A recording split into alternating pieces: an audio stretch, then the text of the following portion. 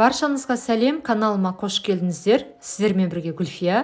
Бүгін 30 минутта дайын болатын өте дәмді және әдемі рогаликидің рецептісімен бөлісемін.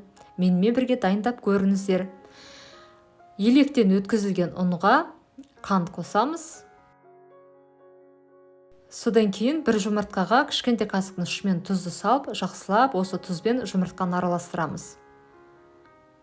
Жұмыртқаны осы ыдысқа саламыз. Артынан ванилин, сұйық май қосамыз. Аздап қасықпен араластырамыз.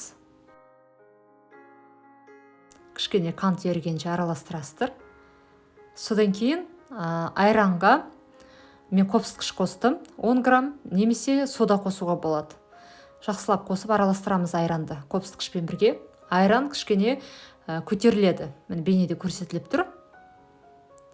Бокалдағы айран кішкене көтеріліп жатыр, көбейіп жатыр. Енді осы айранды ыдысқа саламыз. Барлығын құйып, қасықпен жақсылап араластырамыз. Осы рогаликиге қажетті заттардың барлығын бейненің төменгі жағына жазып қоям. Сол жерден қарасаңыздар болады. Жақсылап қамырды араластырамыз. Содан кейін аздап ұн сеуіп, дастарханға қамырды қойып илейміз. Қамыр өте жұмсақ болып шығады. Қолға да жабыспайды. Қажетті мөлшерде ұн қосасыздар. Жақсылап илейміз. Және осы қамырды 10 минутқа қойып қойыңыздар. Ортасында бір елеп қойыңыздар. Аздап тынғаны дұрыс. Содан кейін екіге бөлеміз қамырды. Жарты бөлігін шетке алып қоясыздар, ал қалған бөлігін тағы да аздап илейміз. Құрметті оқырмандар, осы YouTube каналымда өте көп рецепттер бар. Міндетті түрде каналыма тіркеліп алыңыздар.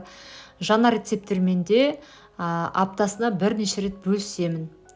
Осы қамырды жұқа етіп, қажетті мөлшерде ұн сеуіп жаямыз. Міне қамыр дайын. Енді салмасын көрсетіп жіберейін. Салмасын тура осы мен сияқты жасау міндетті емес.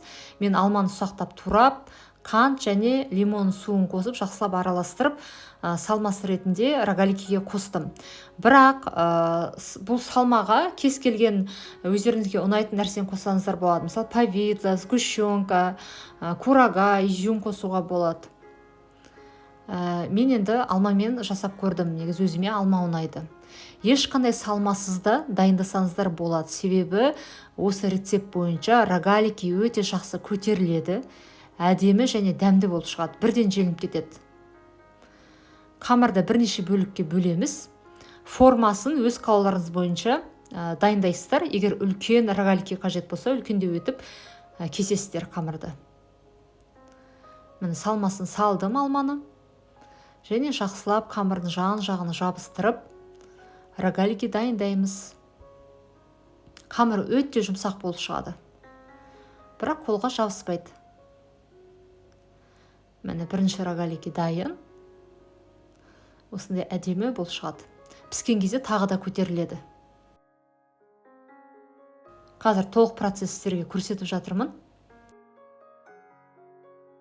Алманы саламын салмасын. Содан кейін жақсылап жабыстырамын. Кез келген тосапты да қоссаңыздар болады. Өте дәмді болып шығады. Мен осы қамырмен ешқандай салмасты үнемі дайындаймын. Балаларым өте қатты жақсы көреді. Сондықтан тексерілген, үнемі дайындайтын рецептпен бөлісіп жатырмын. Мен YouTube каналымда барлығы тексерілген рецепттер. Үнемі көптеген пікірлер алам. Сондықтан ойланбастан дайындап көріңіздер. Міне салмамен соңғы рогаликиді көрсеттім. Енді салмасыз дайындап көрсетейін. Ешқандай салмасызда міне өте әдемі рогалики шықты. Барлық рогаликиді қантқа батырып аламыз. Сол кезде тіпті дәмді болып шығады және әдемі болып шығады. Қонақ шақырған кезде де бұл рогаликилер біркелкі әдемі болып шығады. Барлық дайын рогаликиді пергамент төселген формаға салып, 180 градуста 15-20 минутта пісіресіздер. бірақ өз пештеріңізге қараңыздар, себебі пеш әртүрлі болады. Рогалики дайын, өте әдемі болып шықты, жақсы көтерілді, толығымен піседі. Міндетті түрде жасап көріңіздер, 30 минут қана уақыттарыңыз кетеді.